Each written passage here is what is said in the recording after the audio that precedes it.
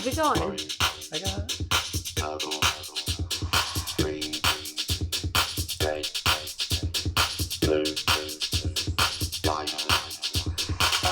Yeah, it's definitely saying why.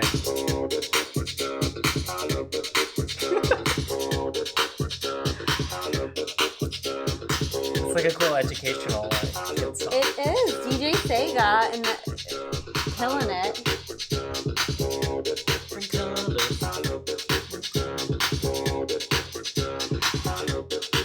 What's happening and where? We're talking about colors. It's the Secret Loft podcast. Yeah. Cheers. I'm very on brand. All right, before that song gets too dark, we'll fade it out. Yeah, so to introduce Welcome to ourselves, Question Block. Welcome to Question Block. I go by Dr. Wires. Wait, no, you don't. I go by Wires and NYC. He's been demoted, people. He's been demoted. Mm-hmm. And you? Aerialist.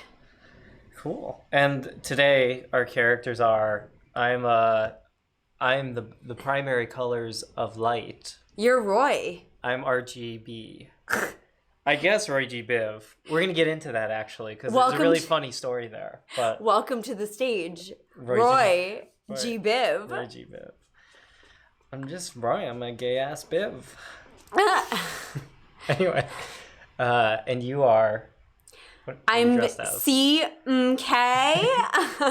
CMYK. Oh yeah, CMYK. Which is that's right. The primary colors of printing. And also the better of the color wheels, the newer of the color wheels, the one that actually works when you want to make purple and green. Yeah, I'm the colors of light though. I'm the pure colors. Mm-hmm. I'm the original. You're the wheel. German colors. Mm-hmm. British. I mean, Newton was British. No, because you're like, yeah, it was an Aryan joke. Oh, they're light. Because you're the pure colors. All right, let's not get into that. It's June. True. Okay. So yeah, you're gonna learn all about colors. It's gonna be fun, educational, entertaining. We did a lot of painting to prepare for the show. We got a lot of little spectrum like prisms. And yeah, we looked into prisms a lot. We've been staring into triangles like all day. Yeah. So we'll get into it. Which we'll just start with like what are colors? What are colors? What is a color? I don't see color. That's what colorblind people say. I don't see colors. I did know someone who's like grayscale colorblind, and I can talk about that. Yeah.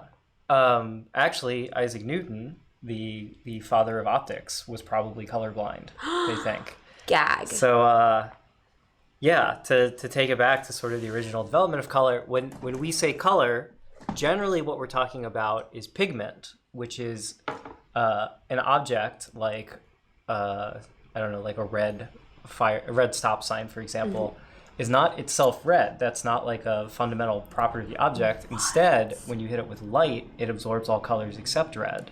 You've probably heard this. Oh my God. To your eye, it looks red. This is the first time. And so the human eye has 3 different types of cones called S, H, and M. Wait, what about S? Is that where SMH comes from? Maybe. Let me double check that. Wait, I got my. No, I don't think so. SM and L. It's small. Okay. SML. These small. You got SM and L cones, and they have different peaks in different parts of the electromagnetic spectrum. So when we talk about light, and you've probably heard white light is like all colors of light. This is the big thing that Newton discovered and published in his book. His book is called Optics with a CK. Like it'd be like a cool spelling of optics. That's so like he had a house music like party called Optics with a K. That would be a cool party. Yeah, Optics with. Yeah. So he first realized he really liked playing with prisms, and realized that like you could, if you had a white light beam, you could split it with a prism, and then he showed that if you then position another prism behind it, you could put it all back together. Dutch Plugs Mope has sent a request to be in the video. We're gonna start with the factoids. Yes, and then we'll take guests to talk about their colorful stories. Yeah. So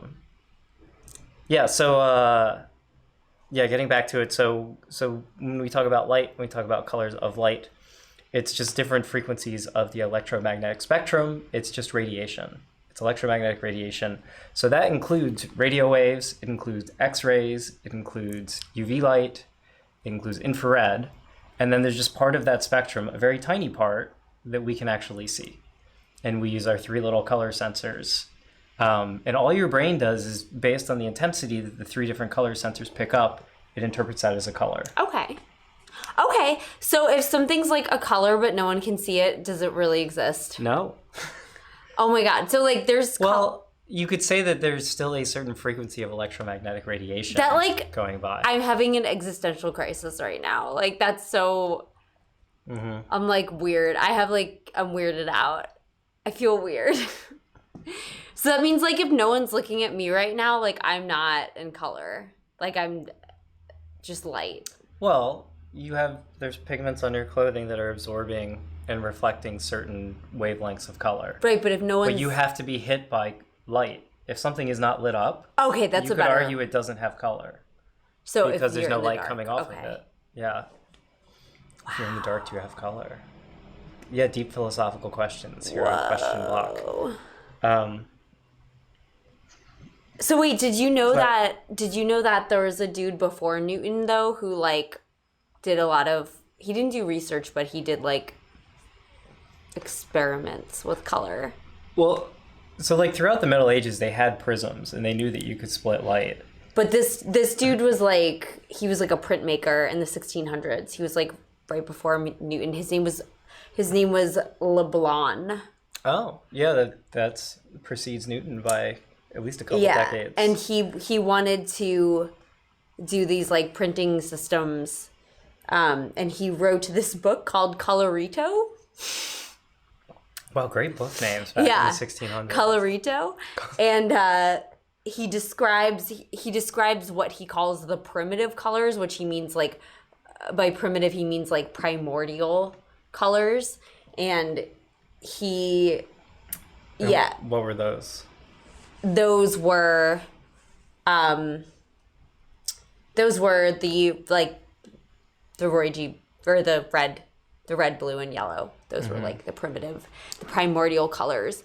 And he did a lot of, because he basically was like, they can't be broken down into any other colors. Like you can't make them with any other colors. I mean, yeah, based on like, Middle Ages, like printing technologies, right? It's not like he had a ton of different dyes available. He didn't, but he did try to find these primordial colors a lot, and he failed a fuck ton. And then these colors weren't quite right, but they were like the best that he could come up with. Because basically he was like, I want to have colors that I can make color printing. Yeah, that I can make all other colors out of, and then like he's trying to make like copies of stained glass windows and stuff. Probably exactly. So he's like, I need good ink. Yeah, I need good ink. He's doing cool tattoos. Yeah, that was the name of his company, Good Ink. Get it? So Labion? No, Leblanc. Leblanc. Okay. Yeah. Cool. So he had these like primitive colors. Then right after Newton, there was Moses Harris, who is an entomologist in the 1700s, and he wrote a book. So he studied insects, and he wrote a book with the first color wheel with Leblanc's primitive colors, and he was the first person to name secondary and tertiary colors. So, yeah, an interesting thing. Oh, we have a color wheel. Hang on, let me get it. An interesting thing with Newton is that. Ooh, see, look, I'm very on brand because I'm wearing magenta underwear right now. So in optics, he said that there were seven primary colors of light, and in part this is like first off he was colorblind. They're pretty sure, so Why? he probably could only see. The way he described the colors didn't, like, if to a modern reader who, like, when you translate from the Latin or whatever, you're like, that's not what red is. Are you sure that's not Homer that you're talking about? No, we will talk about Homer. But Newton, they think, was maybe colorblind. And they're pretty certain that he came up, the 5 primary colors that they think he could actually see were red, green, blue, yellow, and violet. And Oh, then, so he was rare as fuck. so he couldn't see the edges of the spectrum. So and like orange is not really doesn't like when you see a rainbow, orange is like not really a distinctive color. Wait, is that the more rare? So he would confuse red and green? No, he could see those. Okay. He wasn't like red-green colorblind. He just had trouble, they think, seeing the edges of the spectrum. And they're pretty sure he couldn't see indigo. He added indigo, and he basically came up with a color between yellow and red, which he called orange, so that there would be 7 colors. Oh my god, no, orange actually had a different name a long time ago. It was called like I feel like it was La something. It was like La Red. I swear it had a different name, and then they named it after the fruit. Yeah, because the fruit is orange as fuck. So. Yeah. So. Anyway, so their thought is that like there were generally agreed upon in the Middle Ages that there were 5 colors in the rainbow, and Newton added 2 because at the time they believed that there were basically like 7 basic metals. They thought there were 7 planets because that's all they could see. So like, and there were 7 like musical notes in a scale. Oh so yeah, like, we talked about this. Based on that sort of like like symmetry, they like thought they were like there must be a rule of 7 like in the universe. So surely there's actually 7 basic colors. So he just kind of snuck indigo in there, even though he probably couldn't see it.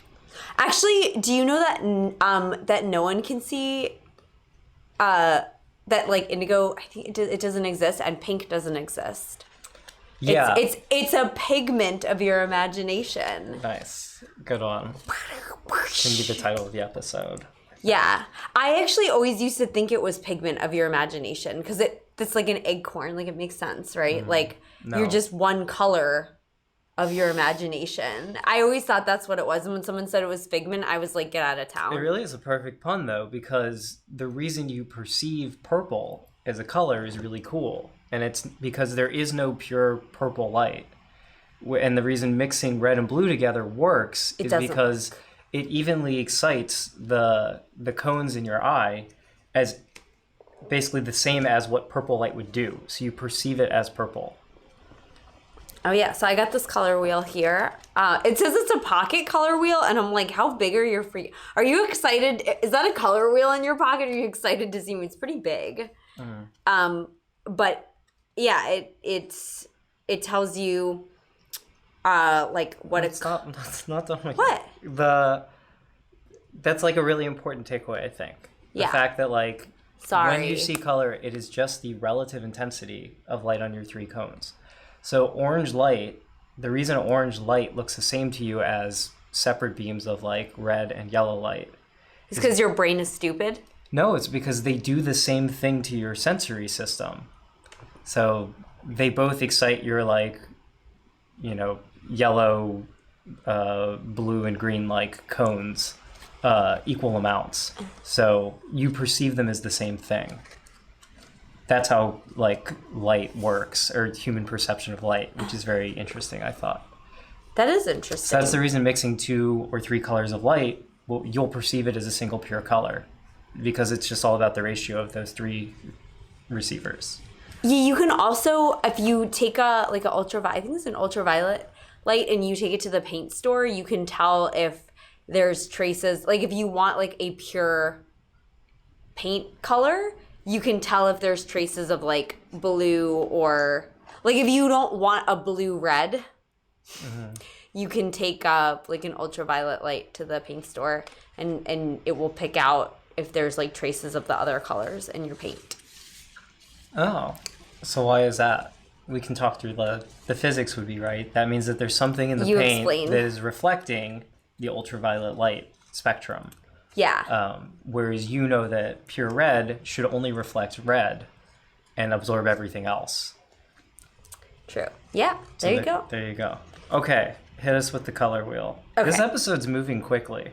Well, no, I just was like, I have this color wheel because what I was going to say is it explains, because we talked about Newton and his color wheel, and then Harris, and then there's this other guy named Wilcox who we'll talk about. But these people were all inventing these color wheels, and this one explains... Can you hold this one up? Yeah. This thing looks pretty complicated. Well, it's cool because it has like a little slidey thing. Yeah. It's got moving parts. So because on the front of it, it's just like, okay, here's primary colors.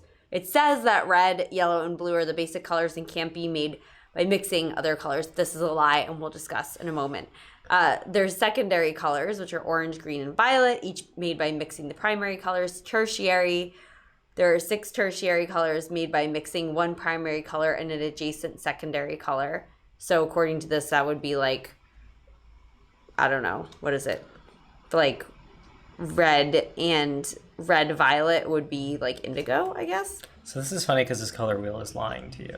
It is. And again, reiterating, the colors are a spectrum of wavelengths, right? And so like red is at one end at like long wavelengths, which then goes into infrared and radio and microwave and stuff. And then blue is at the high end, which goes into violet, ultraviolet, and then X-rays. And so they don't overlap. There's no circle. Right. Oh, okay. So there's this company called Colormondo with a K. It's like KOL, might be OUR. Wait, I actually have it. They say that it should be a globe. They sell color globes. It's so cool. They yeah, I wish I had known about this. I think they're from Canada. There's a lot of different representations. There's also like there is an RGB cube. Yeah, There's also a CMYK cube. Here's the color globe. Oh, so they like the third axis, it looks like, is saturation. Yes. Which is how like dark or light the color is. Yeah, it's a 3D globe. It's simple to use and more logical than flat color charts or fans. Yeah, although they're still putting the pigments into a circle. Into a circle instead of a spectrum.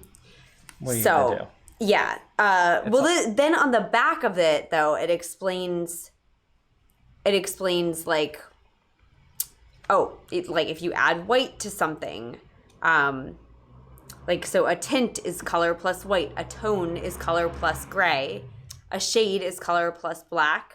Oh, no way. I didn't know these technical terms. Yeah. So people always use this. They use them all analogously. Is that the... Yeah. They say them all analogously, but that's wrong. You're wrong. A tint is adding white. Yeah, so that's why when you get your hair, like, tinted, you're like, oh, I put a tint in it. They're actually using the correct term. Yeah.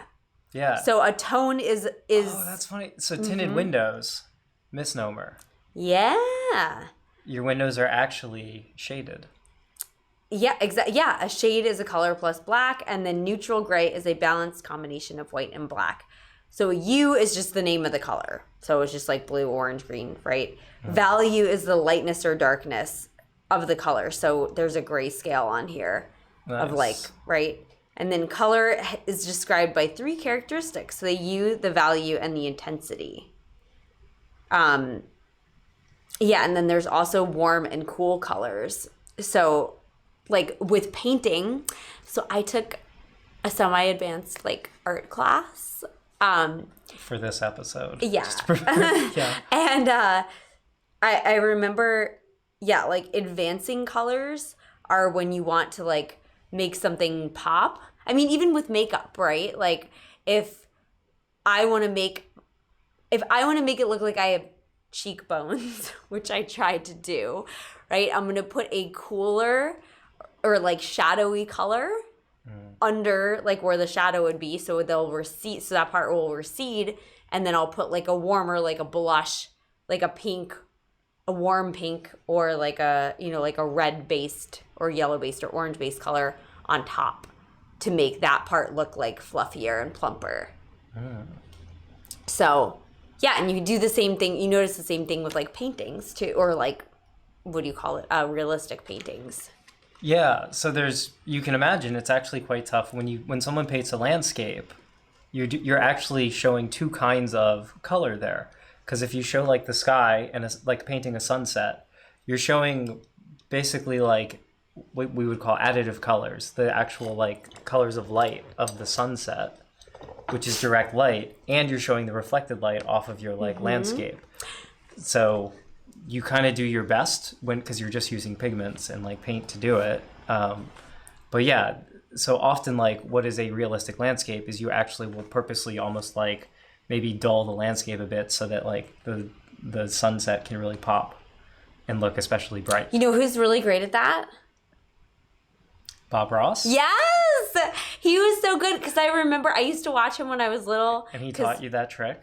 Well, he would always use white. Like, he would take the white, like, after he did everything, he would put, like, highlights on everything that needed to be highlighted. And, yeah. The impression of like, of the light. Reflection. Yeah. So light. He would put it on, like, the water or, like, even sometimes the tree branches if it was, like, a sunrise. And I remember the sound of him, like, stippling the white was, like, I was, like, done. Super relaxed ASMR. So that extreme. Not to take too much of a tangent, it's a good question and piece of trivia I looked up in researching this, is like, why are black objects shiny? Or why can black objects be shiny? Like an opal, for example, right? Or like an onyx. Like my heart? Yeah. Like, why is it... You didn't... Oh, I'm like, can we pause? I glossed over that one. Okay. So if... like a black mirror. Right. What can be black? For something that is black, it means it absorbs all light, right? So it's like, well, how does it have, like, a sheen to it? How? The answer, I mean, it's not that exciting. The answer generally is that it often has, like, there is some coating or coverage to it. Even if it's, like, microscopically thin, there's something that is reflecting the light. And then the interior is black. And definitely. By black, it, like, both absorbs all colors. And often black materials are rough so that they don't scatter light. Right, the light basically, like, gets trapped within the material. They're matte black. Yeah, so matte black is, any surface that is matte black is microscopically very rough, because light that hits it directly on a very smooth surface, some will reflect back. So you need something that scatters the light within itself effectively. So, like, Vanta black is, like, the blackest black that's currently out there. Is this a paint? Yeah, it's a tone of paint that's super expensive, but it is, like, Vanta? It's startlingly black. Like, there is no sheen from it. It just looks like a hole, basically. It's a black hole. That's cool. Yeah. And yeah, the way it works is it actually has, like, it's I rough. think uses, like, has like microparticles in it, basically, or even nanoparticles that, like, scatter the light in a really effective way so that it gets trapped within the paint. So you could paint, like, your stage, your theater, that color. You don't, right? That's all the gaff tape and everything. You don't want it to be shiny because you don't want people to notice that your shit is taped up. Yeah, although it's so dark it would scare people. They'd fall in. Oh no. But yeah, so, like, this whole mixing color thing though. Mm-hmm. Right, so yeah, the hue, the tint. I actually noticed this when I was painting with your niece. Mm-hmm. Shout out Phoebe. She's a big fan. She listens all the time. We love her. Yeah, we were mixing colors, and they just ended up. And I was trying to, like, trying to show her, like, color mixing, but it just ended up looking like poop. So you were mixing various primary colors. Yeah, I was like, oh, let's make some purple. And she was like, let's make purple. Because she repeats everything because she's paying attention. Yeah, you go, let's make purple. She goes, let's make purple? Yeah. And it didn't look like purple. It just looked like poop. And I was like, that's weird. But it didn't really concern me that much. But then I started researching this, and there's, like, this whole, like, controversy. Like, and it's not a controversy. It's, like, just people are mad on YouTube that this doesn't work. They're like, your teachers lied to you. Like, and there's a reason why, it's not your fault. It's your teacher's fault. Well, so this is a great way to illustrate, right, additive versus subtractive color mixing. So additive, if we have blue and red light, right, which is light that is at, like, 400 nanometers and light that's at 700 nanometers, it excites the cones of your eye in such a way that you perceive purple. Whereas if you have the paints, what you really have is a pigment that absorbs everything except red, which it reflects, and a pigment that absorbs everything except blue, which it reflects. And if you mix those two together, you're only going to get basically, like, light that happens to, like, contain both blue and red somehow. We can show people this. So it's going to be kind of ugly. It's not actually going to give you a pure mix of blue and red. Guess what? We have paints. Yeah. Should we show them? Should we show people? Oh, they did lay them out in the spectrum. Yeah. This is actually a really good way to illustrate the electromagnetic spectrum, right? Yeah. So like long wavelengths down here. This is our reds going down to infrared and then going up into ultraviolet. So, right, if we mix the colors of light, your brain perceives that as if it were purple. But paint, red paint, is actually only this part of the spectrum. And blue paint is actually only this part of the spectrum. So if you mix those two together, you're actually going to reject most of the spectrum. Let's do it. Okay, so I got the right here. You can talk more about what you know. Sure. So while you're doing your mixing, yeah, I guess I was going to discuss. So that additive mixing that we like. You're doing subtractive mixing now, mixing your paints, right? Wait, so define these for the people. What's that? Additive and subtractive. So subtractive is basically mixing paint, right? Like a color of paint, red paint, for example, is actually like, it's a goo that absorbs everything from the light spectrum except for red, which it reflects. So that if you mix red paint and blue paint, what you're really adding together is something that rejects everything but red and something that rejects everything but blue. So you're adding together the colors. So you start with black, or you start with white and you add together the colors. So that's why you generally paint onto a white surface, because you're basically covering up the surface. So you start with white and you... Yeah. Wait, this is subtractive? Yes, this is subtractive. Okay. You start with white. You started with a bunch of white. And you subtract the light by adding colors. Yes. Okay, that's subtractive. So by that's what putting on red, all you've done is now you've made it so only red can get through. Okay, and now we're putting the blue. Now. And what are we gonna get? Oh, it's not purple. You just got kind of a shitty. Purplish. It's purple-ish, but it's dull. And it's like, clearly like much darker because it's poopy. We're rejecting a bunch of like. Yeah, anything that doesn't get let through by those two paints. It's poopy purple. That's what my Crayola color would be. I guess you could call it indigo, but... No. It's not pretty. Who wants to paint with that? It's gross. Okay, so now explain additive. So the other great example for additive color would be a monitor. So if I'm sure you've looked closely at... your print, your CMYK. Oh, you're giving another example of the poopy colors. Okay. No, an example of additive colors would be like a computer monitor, because a computer monitor puts out light. So if you've ever looked closely at like an old television, the little pixels actually have 3 little lights in them that are like red, green, and blue. Oh yeah, they do. And then if you I know when our cameras when our security cameras fuck up, they show you can change like how much red, green, and blue. Like. Okay. Yeah. I've accidentally moved something and then that like popped up on the screen and I was like, I have to get rid of it.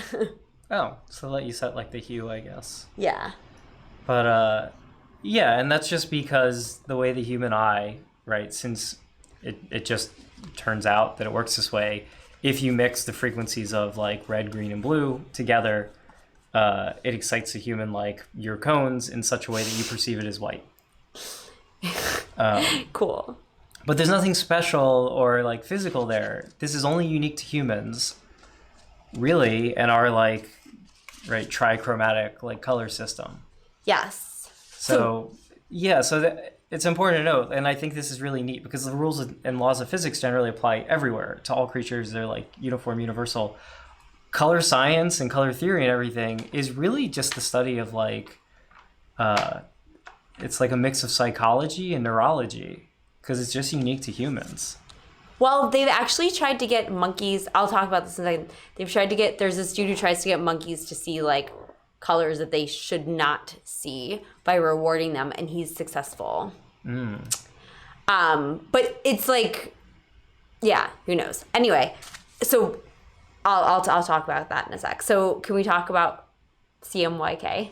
Yeah, so like printmakers, basically since like as science got better and we got better at making pigments, a lot of artists still use like red, green, blue, or whatever, or yellow, blue, red, or whatever as their like basic pigments. But for color printing.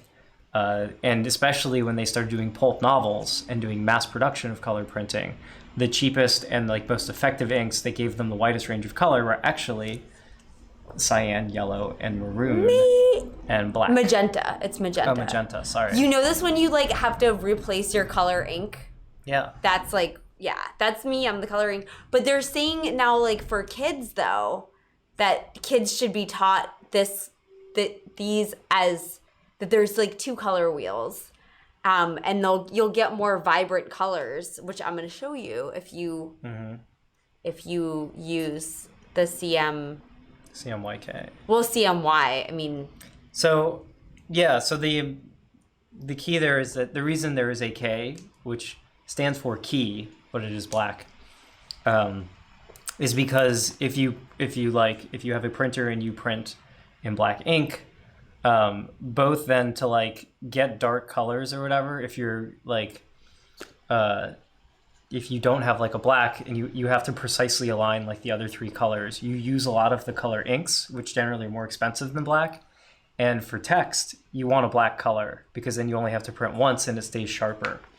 So if you're always making your black by mixing together cyan, yellow, and magenta, it would just be much harder to print like text. So I'm trying to make purple now out of the CMYK. So I need to do cyan and magenta, right? It's like Bizarro World. Yeah, do cyan, right? magenta, it's Bizarro World. Like, well, which one do you think is more cyan? It's like this guy. This guy, okay. It's like aqua, and then magenta is like pink trying to be purple. So which would be this one? I think these 2. This is like hot pink though. Let's see. I feel like this is more magenta-y. I feel like these 2. All right, go for it. Let's see. Let's see what happens. Let's see. So, yeah, in the age of like mass media, where you needed good colors too, right? You might wonder, you're like, well, how do you do white, right? If you only have CMYK, and so stippling is the answer. So if you look at comics, which are like a great example of this. And Bob Ross, what did I just say? Remember? I said he stippled. Yeah. So it's stippling means basically making little dots to create a color or a sense of a color. So Bob Ross did it to get the effect of just a little bit of white, or like on his waves to get the effect of like sea foam or whatever. But in comic books, if you have like larger dots versus smaller dots, to the human eye, that will appear to be a lighter color versus a darker color. Oh yeah, and that's why when you do like pop art and makeup or whatever, you draw like the white dots. And also Pearl, the drag queen, instead of drawing like a white line under her eyes, she does like tiny little white dots. Yeah. And it actually looks really cool. So it's like a Liechtenstein. Yeah, but you can barely perceive it, but from far away, you're like, wow, it's like flawless. Yeah. So Liechtenstein made a big point out of like really bringing out that like sort of pulp sensibility, and the stippling is like a big giveaway there. The stippling is a big giveaway. Well, okay. Because what it means is like, it's great because it's its own like technical signifier, but what it means is cheap printing. Right? Yes, I'm making purple. This is such a pretty purple. See, I love this. Oh, it's so cute. Look at it. It's so pretty. Do you want to show it off next to the first one? Yeah, I put the like. Oh no, this. You actually stuck it. I was like, goodbye. Yeah, I mean, so if you were a kid, right, and someone, or an adult, whatever, you're a person, and someone's like, make purple. Like, which purple would you rather? Yeah. You know. So buy your children cyan, yellow, and maroon. Yeah, I mean, magenta. It's magenta. Sorry, magenta. Yeah, I mean, I wish these colors are so much more vibrant, and this is like also like for makeup, they like for face paints or like expensive makeups. They always would say like only get, stupid people would say only get the primary, like the red, blue, and yellow. Yeah. But the real showgirls. But Makeup Forever has this thing called the Flash palette, And it actually has, they say that you can make any color with the flash palette that you need. And when I first got it, I thought it was weird because it does have like the primordial colors or whatever, but it also has the better colors. But it also has the 4-color process. Yeah, exactly. That's what it's generally. And I was like, why are these in process. here? Like, what can they do? It always baffled me until now. I mean, I use them. Or it's just called process for short. Yeah. Oh, process colors, I guess. Yeah. So if you want to read more about this, in 1987, this guy, his last name is Wilcox. I don't know his first name. He wrote a book called Yellow plus Blue Don't Make Green. And he basically was like, there's no such thing as primaries because you can make red out of other colors. And then it gets into a whole thing of like warm and cool colors, which is also a very Which, once again, to go back to the whole physics explanation, of course you can make red from other colors, right? Mm-hmm. All you have to do is see when you look at red, what is the like actual like response of the like cones, the 3 different kinds of cones in your eye, and then any combination of colors that create that same response will be perceived as red. Oh, so should we talk about color blindness and color abundanceness?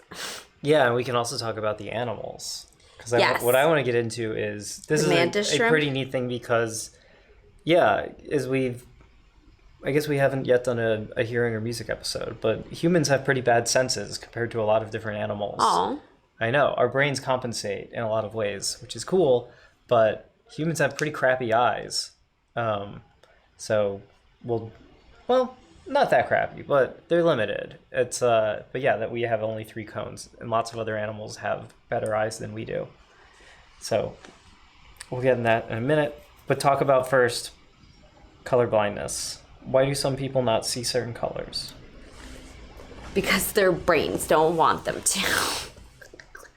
So there's different types of color blindness. Oh, by the way, I should say the color blindness is a disability, and don't make fun of people with color blindness. It's not. No, all these like videos and podcasts, they all have that in it, and I'm like, who's making fun of colorblind people? Like, so by the way, since I am a web developer, it actually is part of like the American with Disabilities Act. Like your website, particularly government like based websites, but it also is like important for all companies now, has to be ADA compliant, which means that like for blind people to be able to use your site, your site has to be able to plug into like a text-to-speech reader. Ooh. And you need a certain contrast, and like so there are actually inspection tools that will say like you have a light gray font on a white background. People with people who like are vision impaired, or if you use certain colors to illustrate things. So this was a big thing when I was in graduate school too, because my advisor was colorblind, or color. What's the PC word? Color. Oh, I don't know. I didn't know that. There's one that's like, it's like color impaired, I think. That just sounds worse. I know. That's obnoxious. I know. Yeah. Anyway, we would make charts where we had like, a red line, a green line, and a blue line. And my advisor was like, I am red, green, colorblind, and I don't know what that is. Oh, wow. So, yeah, for journals too, they'll make you use little symbols to demark your lines so that colorblind people can still read. Ooh. Your charts. Okay. So there's what kinds? Different types. So there's red, green, color blindness. There's four types of red, green, color blindness. There's deuteranormality, which is the most common. They can look this up. It makes green look more red. Then there's another kind that makes red look more green and less bright. And then if you have both of these, you can't tell the difference between red and green. So Christmas just looks like Christmas is a real shit show for you. Then there's blue yellow, which is less common. So it's hard to tell the difference between blue and green, and between yellow and red. So is this because one of your like cones is just inactive or missing, or what? Or just like the relative intensity of your like cones is off? Okay, well, we'll get into that. So then there's complete color blindness, and you can't see colors at all. So we heard on the Radiolab episode, 10% of men are colorblind. Yes, to some degree. Yeah, because and then there's something called tetrachromacy, which is processing 4 independent channels instead of 3. Like, so instead of the 3 cones. Wait, that's not in humans. Yeah, really? It is. Yes. Oh my God, I'm obsessed with tetrachromacy. Like, I want to be a tetrachromat. So this is people who have a 4th kind of cone. Yes.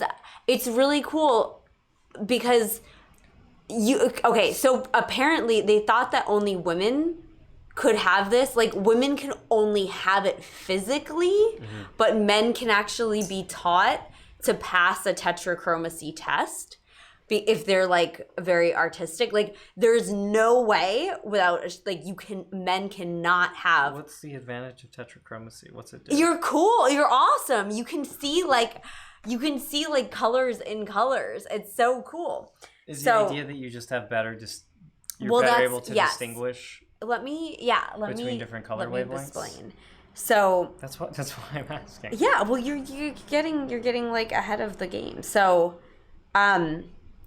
the pigment genes are present on the X chromosome. So people with 2 X chromosomes could possess multiple coned cell pigments. So that's why like women can only like actually have this physically, but men there's a lot of different tests, but basically what does it do?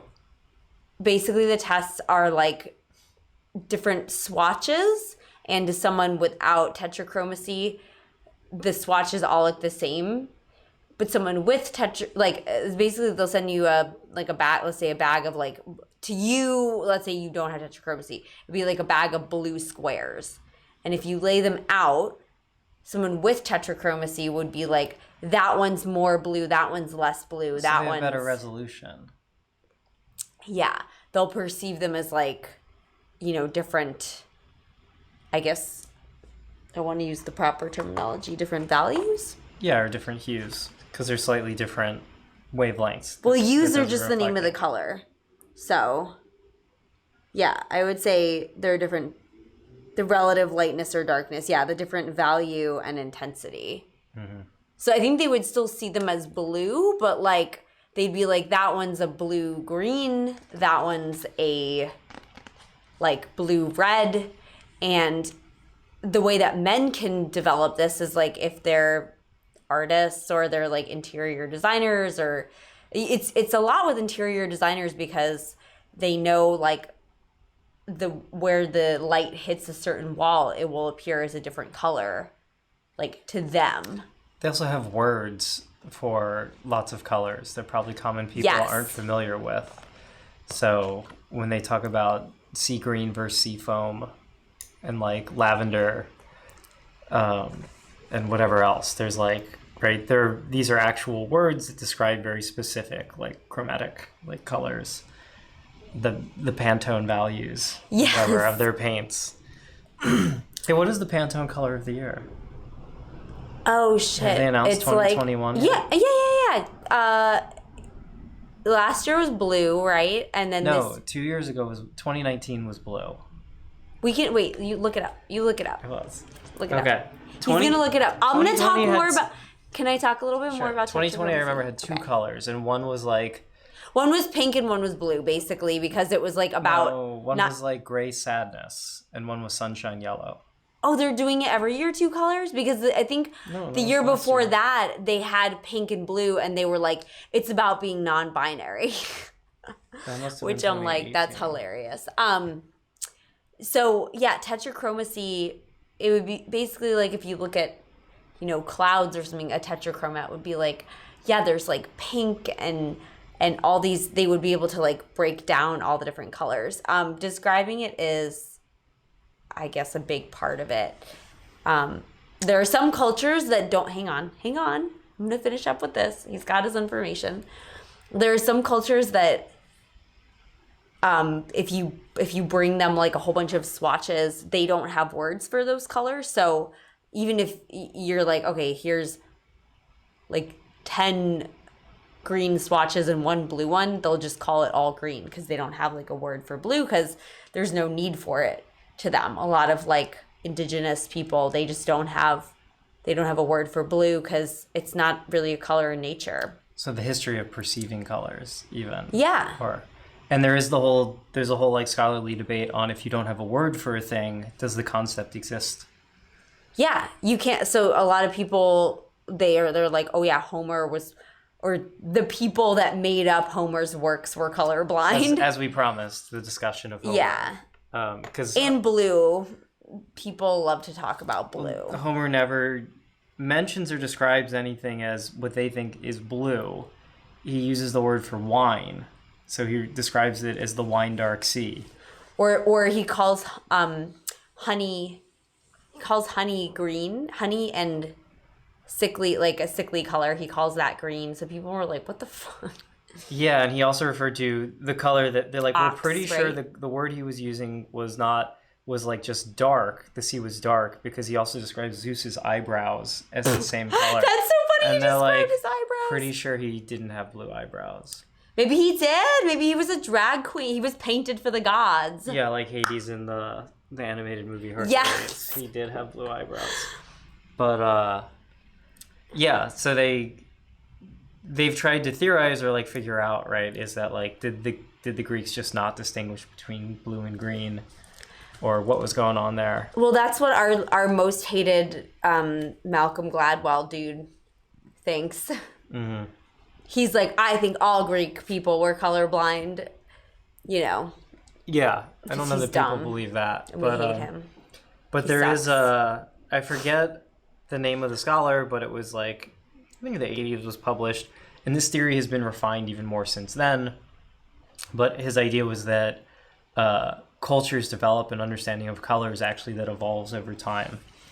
And so the most primitive cultures start out with just an understanding of warm colors and like cool colors, or like light colors and dark colors. Mm. I think it's just light and dark at first, and then they develop words. Yeah, and they've tried to study this by going to like, you know, Amazonian tribes and figuring out what colors they like. They observe. They're or like, see. What's your favorite color, bitch? Yeah.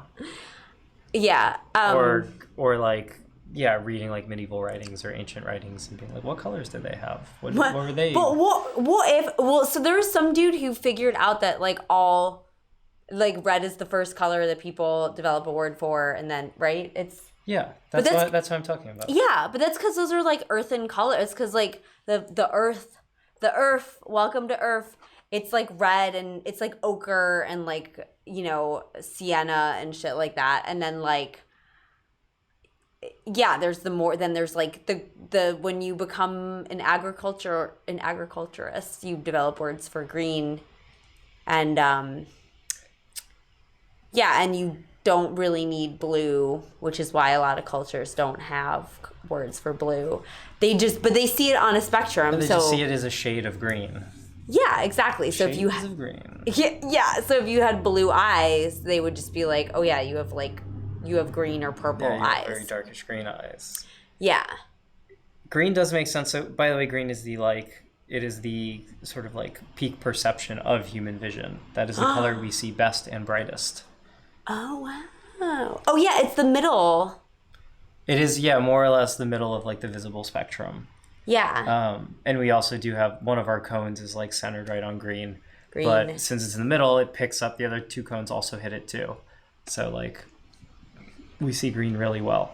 You know that green is the only color green is the only color you can't remove for tattoos. No. Because there's no laser that will, like, wavelength it. Yeah, so like red and then like dark purples and stuff, like those are the easy, well, black is the easiest. White you can't remove either because it just reflects all light, so it'll burn the shit out of you if you try and remove it. But there's specific wavelengths for like the red and for like the darker like indigo violet kind of colors and then the blues, you know. But the closer you get to green, the harder it is because I used to remove tattoos, and I would hit, if someone had green, I would hit it with both lasers, and it would like kind of be okay, but like it wouldn't, like red, it would be gone. You hit it with like the 536 laser, and then the other one was 1064 for the darker stuff. I'm guessing there's like a more complicated reasoning there, because like you're trying to, when you hit it with the lasers, to break down the pigment molecules so your body will like reabsorb it or whatever. So like it's probably more is even going on than just the like absorption ability. I think maybe if you did a laser that was like right in the middle of those, either you can't for there certainly skin. there are definitely green lasers, right? That's like, no, but these aren't like red or green point. lasers. They're lasers that emit a frequency that pigment will absorb and then will in turn like break it out. Down that pigment. And so it might be that if you did it in the middle, it would also do hyperpigmentation to your skin. Yeah, you don't want to burn people. Yeah. So, but anyway, that interesting thing about. Do you want to catch up on the Pantone? Oh, wait, real quick about color blindness, about my friend who has like grayscale colorblind. Just really quick.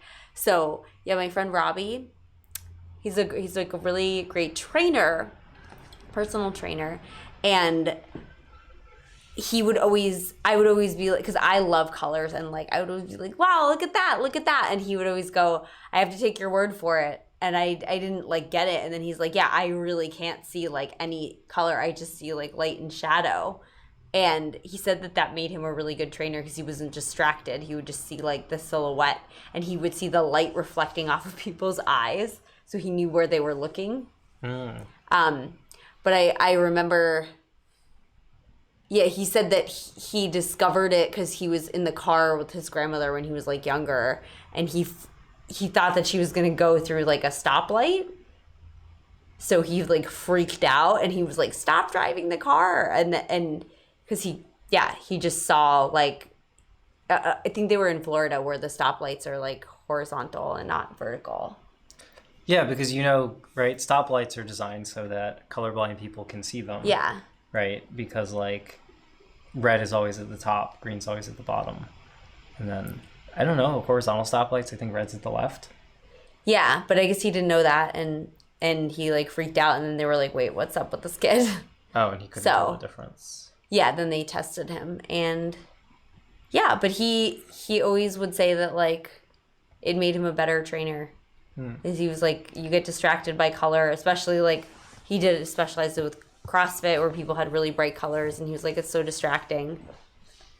Oh, because the irony is that like we're all like relatively like not great at seeing colors. It's more just your brain like interprets and like fills in a bunch of stuff for you anyway. Do you think you could teach someone who's colorblind? Like, do you think you could teach them how to see color or no?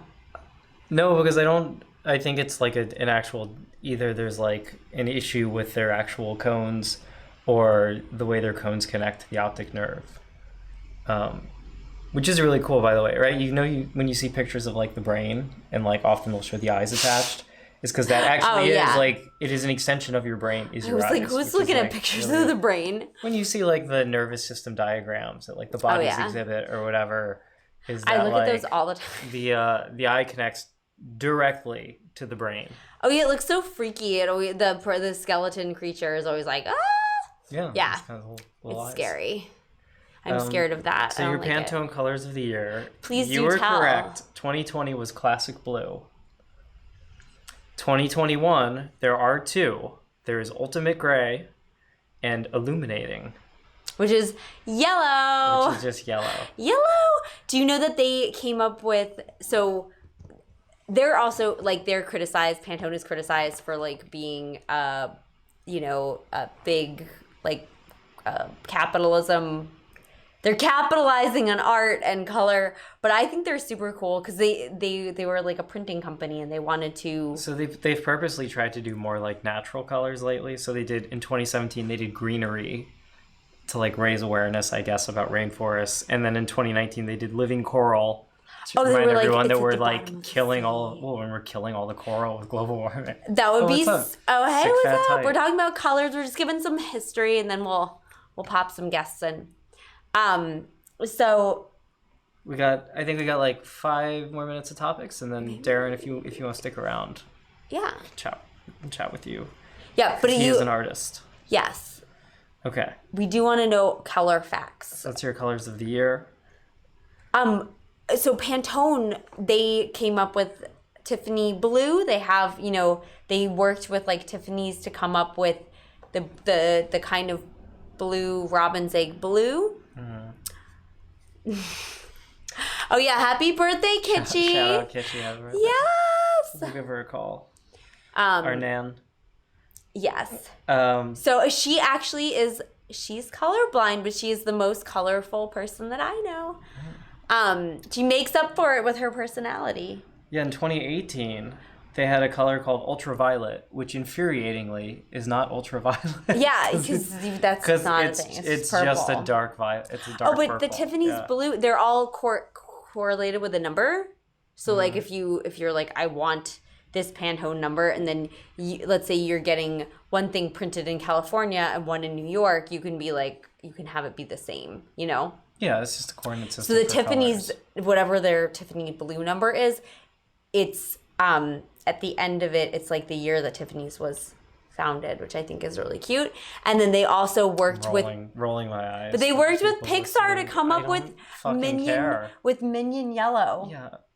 Okay. I think that's cute. All right, you've fallen for their corporate greenwashing. And also, they worked with Sephora to come up with a line of lipsticks and stuff.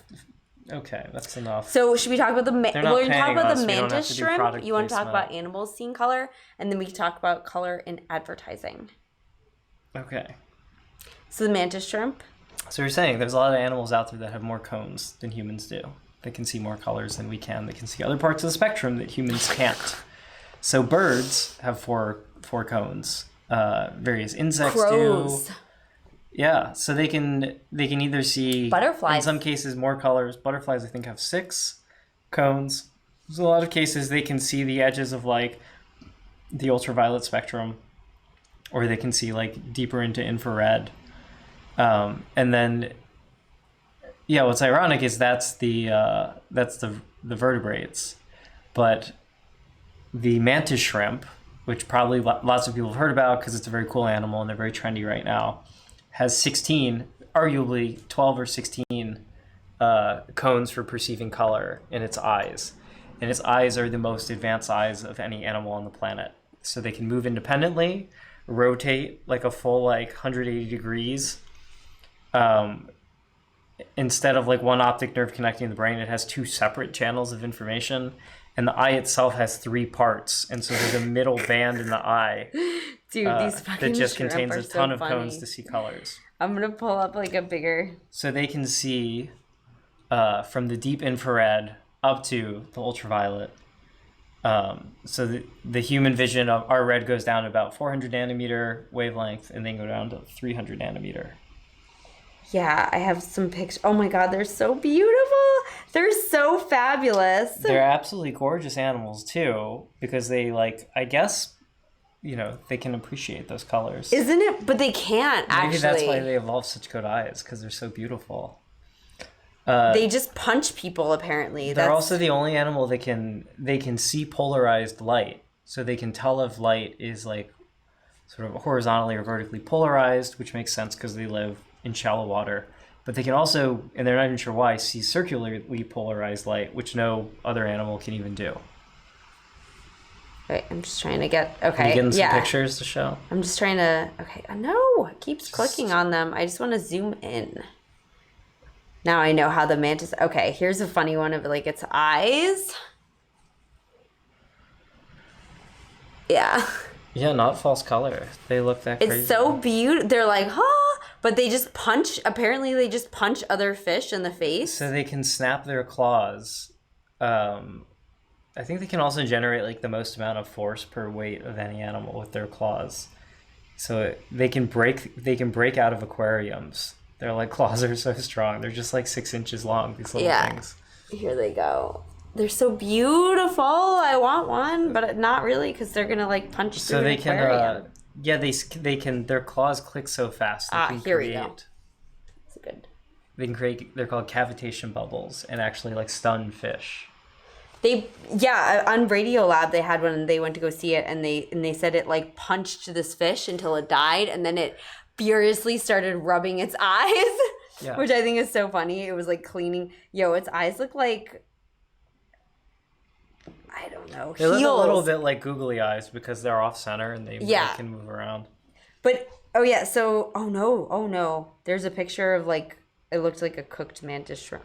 Oh, people eat them. People do eat them. Yeah. Ew. They're I mean, people eat. How could you they're do just that? a kind of shrimp. Do you think you'd be allergic to There's also what you're seeing. Those are called peacock mantis shrimp, which are like the really most colorful ones. But there's a lot of like boring ass mantis shrimp out there. And so like, I think it's like in the Philippines or like Indonesia, like it's pretty popular. People just steam them, and they're like shrimp.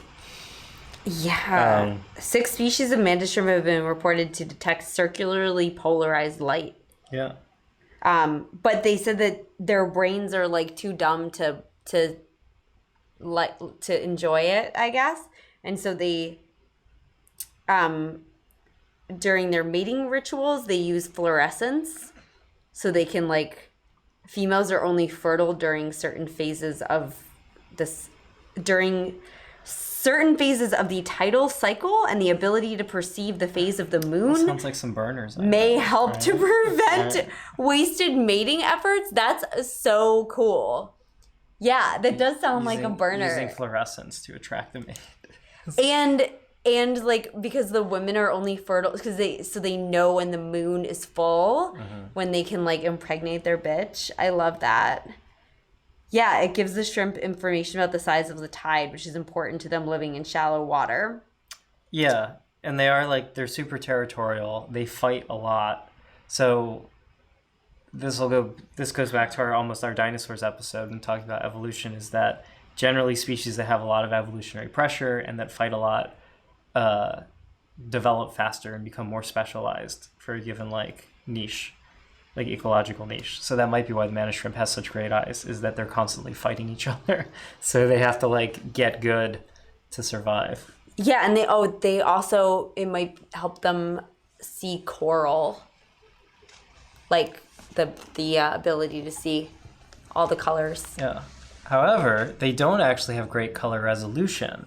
So unlike the human tetrachromats who can like easily distinguish the very like slightly different blues, the mantis shrimp would be terrible at that game because they can they can barely tell like yellow from red or like yellow from green, so their human resolution is about 2 nanometers of wavelength. We can tell as a different hue, and probably the tetrachromats are even better. The mantis shrimp is like 25, so they're like 10 times worse at seeing color distinctions. Wow. All right. Oh yeah. So that's all my knowledge of color. What else do you want to talk about? Color emotions and marketing. Oh. Yeah. Tell us about it. Applied color theory. Yeah. So it says, can you recognize the online brands just based on color? So they show you like orange, for example, expresses like clarity and warmth. So Best Buy, McDonald's, Subway, Shell, Nikon, those are like it's optimism. So that's like the main thing portrayed. To be clear, it's not clear why any of these brands have a given color. Why is Hertz car rental optimism or Best Buy? Well, also, I mean, I heard that McDonald's, it makes you feel urgent so that you like go in and you leave because like red and yellow. I've heard that about the Subway. Tina Burner's colors. I've heard that about Subway, is that like the reason it's all yellow seats is so that you won't stick around for a long time. Yeah, and they're like uncomfortable. I don't know if I buy that. I just think it's funny. No, I just think it's funny. That's why I pulled this up, because people that are like, oh, what you say like about your brand, like that's why our brand is black and white. Yeah. Because we don't fuck with color. Well, fuck with value. So red is excitement and bold, but it's like Target. That Target means excitement. Well, I mean, yeah, it actually, Target always makes me feel like I have Lyme disease. I don't like it. Kellogg's. Yeah, nothing. Coca-Cola. These are like boring brands. I love how friendly, cheerful, and confidence is orange, and there's Hooters. Yeah. Well, I buy that. Fanta, Stars, Crush, Nickelodeon. See, also, it's very silly that they list Fanta and Crush because, like, those are orange-flavored drinks. Of course they're orange-colored. So Creative, what is it? All right. Creative and Wise is, like, purple. Yeah. Yahoo. I know. That's why it's for humor. Just laugh about it. Make jokes about it. I like how Taco Bell is in there, too. Taco Bell's like, we need people to think like we're wise. Yeah. How can we... because they're purple.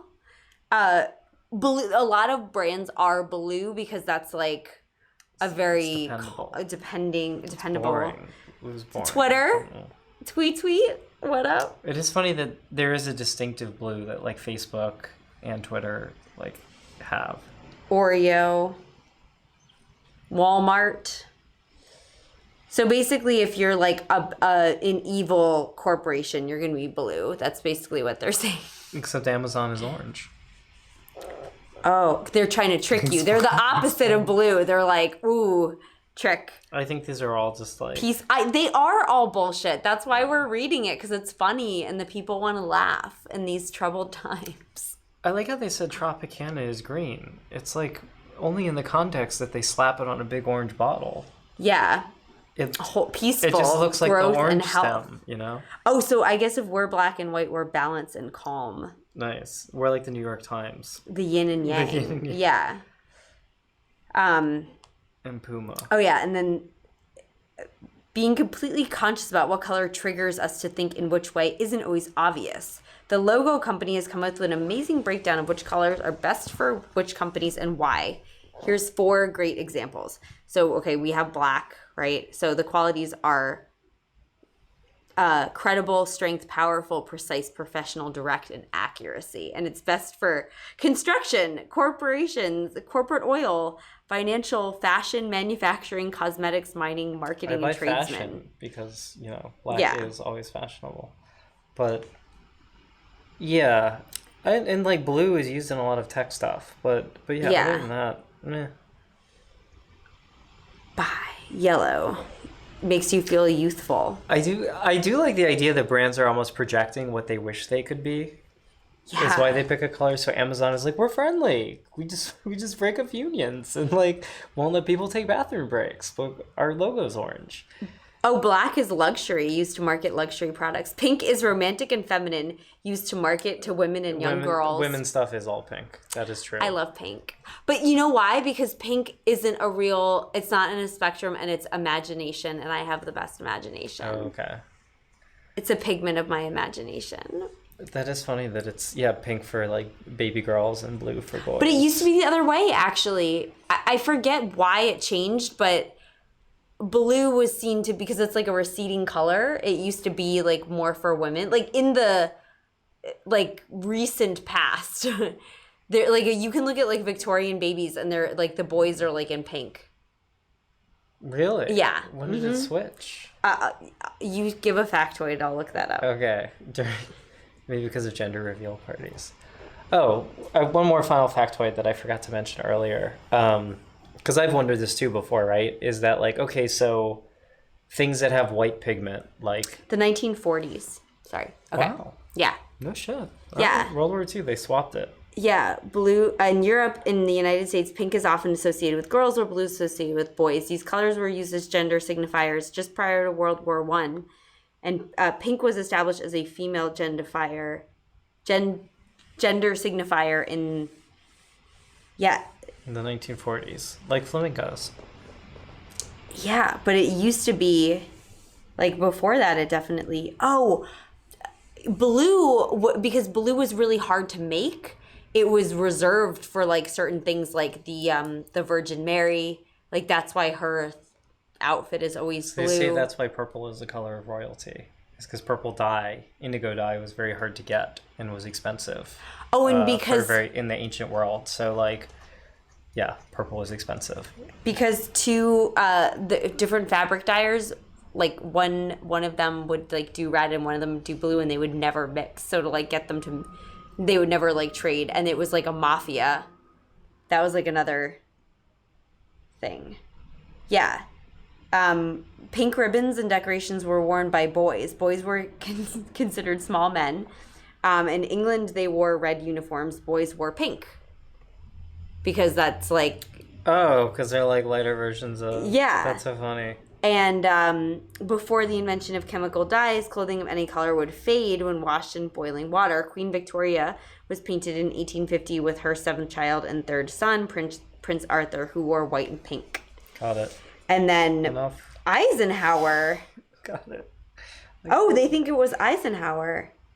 Okay. His wife wore a pink dress as her inaugural gown and is thought to be a turning point in the association of pink color associated with girls. Isn't that interesting? And then there's the Italian designer Elsa Schiaparelli. And she created shocking pink. And she made Mae West wear it. Yeah. Oh, and then in Germany, the pink triangle thing. Yeah. That. Okay. Okay. Well, there you go. Thanks for reading Wikipedia to us. I wanted to know. Are you entertained? Are you satisfied? Yeah. What were you saying before I interrupted? You had one last factoid. The difference between white and mirrors. So There's a difference. If white reflects all colors of light that we can see, thus it being white, but mirrors also reflect all colors we can see. What's the difference? Oh, white doesn't really exist?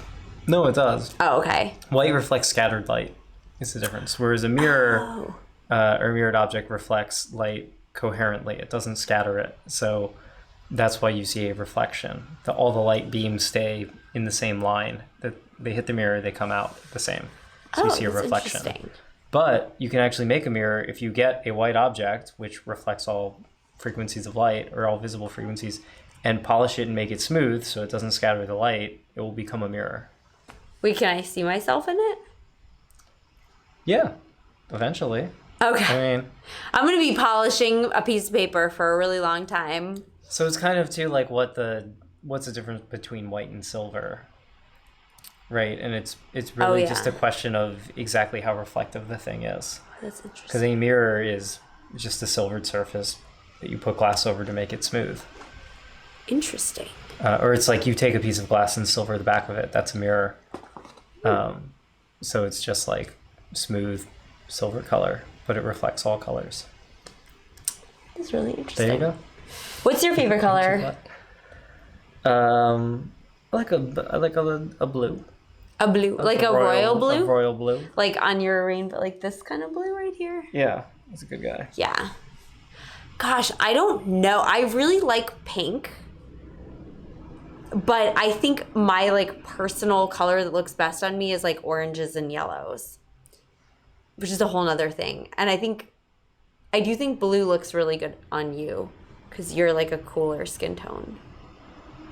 Which, yeah, it's just, there's a whole thing of like what temperature your skin tone is. And it used to drive me crazy in makeup school. It was very confusing.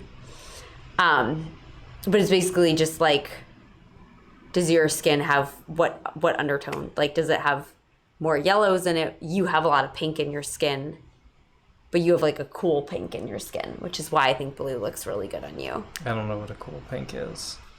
It's like an icy pink. Actually, I think... That's not. Okay. So like this would be, I mean, I have the bunch of paints. This would be like more of a cool pink. It would be a pink that has... Sort of a peach color. It kind of looks like my skin tone. Yes. I'm a peach. I'm peachy. I'm like a very orangey, yellowy person. You're a very pinky person. You're a pink person. But the reason why it would drive me crazy is because there's olive skin tone and... Yeah, and those people don't look like olives at all. That would be like a Mediterranean person, right? And I would be like, is that a warm or a cool? And the thing is, they can be either, because it depends if they're like a warm green or a cool green. But people who are olive skin toned are actually just kind of tan, right?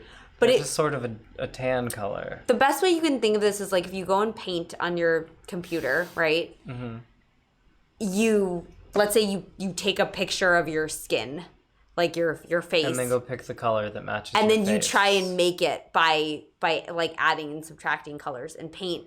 You can see what it's made up of. Sure. And so the Mediterranean, that sort of like tannish color, it does, the undertone is an olive green. Is a green, yeah. I think they just get called olive green because olives grow in the Mediterranean. That actually is a theory. I think it actually is sort of a misnomer. A misnomer, just shorthand. They're complexion of people from where they grow the olives. Yeah. An olive complexion. That's my theory. But yeah, like a corn-fed complexion. You can also tell what your color is, like what color looks the best on you. You just get a bunch of swatches and you hold it up to your mouth and you see which colors make your skin look more vibrant and which ones make your teeth look whiter. Mm. So if you're a warm undertoned person and you hold a cool color up to your teeth, it will actually make them look yellower. And if you're a cool undertoned person and you hold a warm color up to your teeth. This is because you're contrasting your teeth with your skin color with the color of the swatch. I'm not sure why, but it's actually what helped me. I thought you were going to say get a bunch of swatches and then get 10 of your friends and they will just tell you which ones look bad on you. That's another way to do it.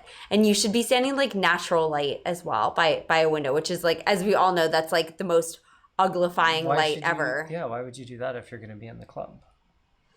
True. Well, but if it's dark, then that's what Bergain thinks. They're like, if it's dark, color doesn't exist. Well, they're like, you don't even need a mirror. Yeah, I hate them. Okay. Yeah. So yeah, I don't really know. When I was younger, my favorite color was purple. Cool. It's a cool royal color. Yeah, that's what, when I went to Blockbuster, you rented the color purple? They did like an interview with me where they tried to get me to say like where I lived and stuff like that. In case I got kidnapped. I guess they were making these free videos for like infant children. And I gave them all bullshit answers and I was like, I live on Mars and I go to school on Jupiter. But I do remember they were like, what's your favorite color? And I was wearing all purple and I was like, purple. And the guy was like, the color of royalty, good choice. And I like legit like rolled my eyes at the guy. I was like, whatever. We'll have to find that video. I think my mom still has it. Nice. Yeah, it's very funny. I like iridescence. That's my favorite color. Nice. Yeah, we didn't even get into the science of iridescence. But there's a science. I mean, I would guess it's just by having different like layers of reflective stuff in your material. It reflects light in a pleasing way. Yeah, I sometimes just Google iridescent. Like, I just Google it to look at the pictures because it's so pretty and nice. I love it. Mm-hmm. This is probably my favorite, like, thing to look at. Oh, yeah. I've got one other, I guess, piece of trivia. Or we could just call it. Or I don't know if any of the guests are still around. It's about lasers. Okay. So, cool thing about laser, right? We've talked all this time about light, right? But, like, the sources of light that we know of are, like, the sun, which has, like, its own certain spectrum of light that it gives out. So, obviously the sun also contains infrared, and it contains UV light, which can give you a sunburn. Ow. So, like, the sun covers a very broad spectrum of electromagnetic radiation it puts out. And, like, a light bulb that you have in your house puts out, like, it looks like white because it's putting out a whole different range of wavelengths, i.e. frequencies of, like, electromagnetic radiation to light up your home. And when you talk about a cool light versus a warm light, right, obviously it's like a light that has more blue in the spectrum is cool, and a warm light has more red. Like we're putting on ourselves right now. Exactly. We tend to put warmer lights on ourselves. We could change it to show people. which means it has more long wavelength electromagnetic radiation coming out of the light. But so with a laser puts out only a single frequency of light. And it's designed, this goes into like the specific design of how a laser works, is that it will put out exactly one specific wavelength of light. So you were referring to a laser earlier to remove tattoos. Yeah. And what was it called? Like one of them was... It's the Nd:YAG, and which is like refers to the crystal inside of it. Yeah. And so it's a yttrium, probably aluminum gallium or something crystal. It used to be called the ruby, but that would burn you sometimes, so we don't use those anymore. And what wavelength light did it put out? So 536 removed red pigments. So when you say 536, what you were specifically referring to was 536 nanometers. Yes, that's what it would say. And that is the exact, if electromagnetic frequency is a wave, like basically moving through space or whatever, like that is the exact, like it is a little sine wave of electromagnetic field, hard thing to visualize, but that's the only frequency it puts out. So that's why a laser is just red. Yes. It's just green. And then 1064, which is like double that, right? Mm-hmm. That would be like the other end. That is also the one that removes hair, because that's like dark, because it's like a dark, hair has like a bluish undertone, a shadowy undertone to it. So It also works, but it's different rays. Like for a tattoo, it's like scattered rays. So it's like a bowling ball that breaks up the pigment. And then like for hair removal, it's like a direct ray. So it's like a gun that just like zaps the follicle. Yeah. So like other neat things about being able to make a specific wavelength. And this is neat because I always love when people are like, man can create nothing that is not found in nature. It's like, this doesn't exist. Like only humans can like have invented a machine that will make a single wavelength of light. Is that like, in addition to being able to send a light beam like super far and like focused when you have a laser, there's other advantages. So the reason like you are old enough to remember the development of like CDs to then having like DVDs. I mean, I'm not. To then Blu-ray. Maybe you weren't around, but Blu-ray was like the last, before everybody downloaded everything. It was all streaming. I don't know what that is. Blu-ray was a way that you could have discs of like high def. Okay, I'll take your word for it. So Blu-ray didn't get popular or develop until they came up with blue lasers, which are a relatively recent invention. Blue lasers are only like 15 years old or so. Yeah, just like me. Much like you. So, the development of like lasers just happened over the last like 40, 50 years or whatever. And it's like a very cool semiconductor physics like development. But yeah, that's how we can make our own super pure colors of light. That's so cool. Mm-hmm. Yeah. Don't shine it in your eye because it has super high intensity. Don't do that. Also, never look at the sun directly. Who does that? Trump did during the eclipse. Oh, yeah. That's true. Anyway. Yeah. I guess that's our safety warnings at the end of the episode. And don't make fun of colorblind people. It's a disability. Yeah.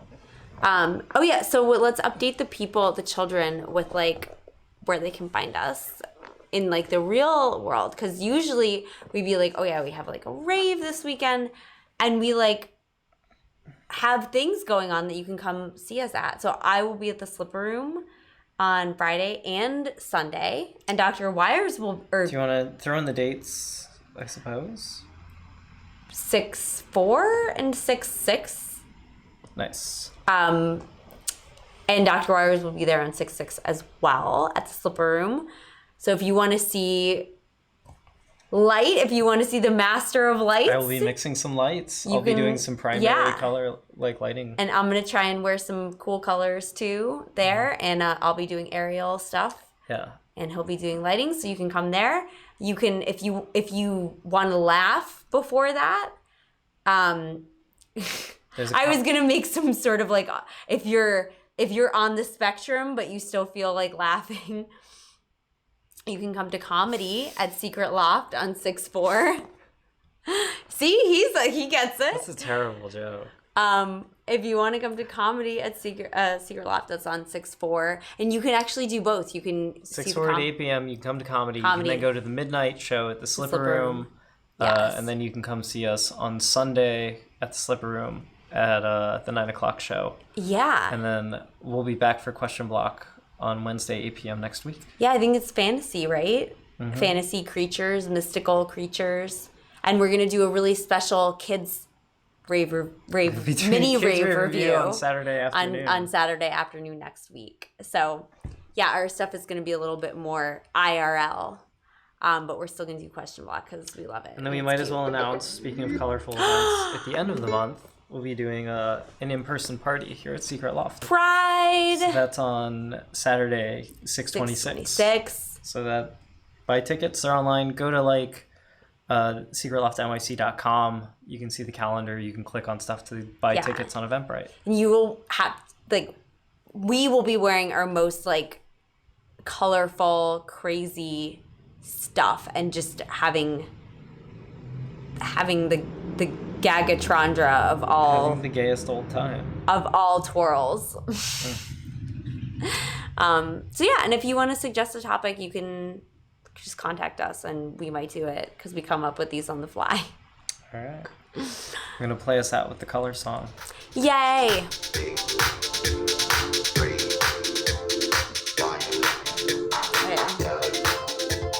We should have our